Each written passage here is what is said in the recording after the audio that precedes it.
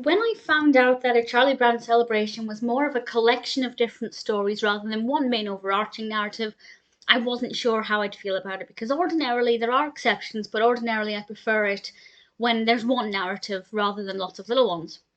I'm not a big fan of anthologies and things. However, I rather enjoyed it.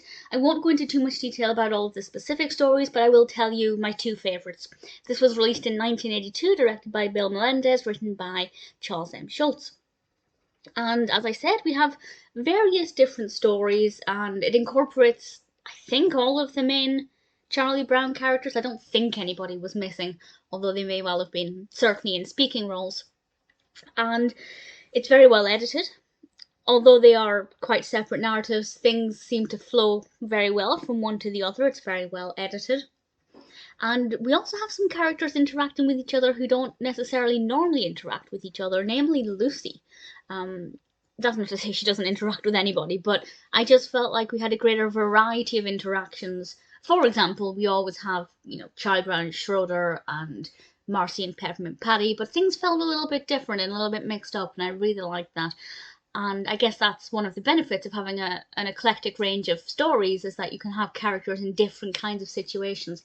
The two that I love the most, and I won't go into any specific detail, but the one is where Peppermint Patty goes to a private education, but we the viewer know what kind of school she's gone to, but she doesn't, and I think that played out very well. You'll know exactly what I mean when you see it, and it was really enjoyable to watch. And the last one, the other one I want to mention, I think is the last story, if I remember, the last one to be featured, and it involves the hospital.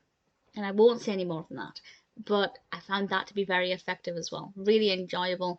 I would have liked to have seen a little bit more inside the hospital and things, but at the same time, Charlie Brown's not exactly the most. It doesn't usually have that many varied backdrops and things. It's often got quite a simple backdrop without too much detail, which is one of the reasons why it works very well.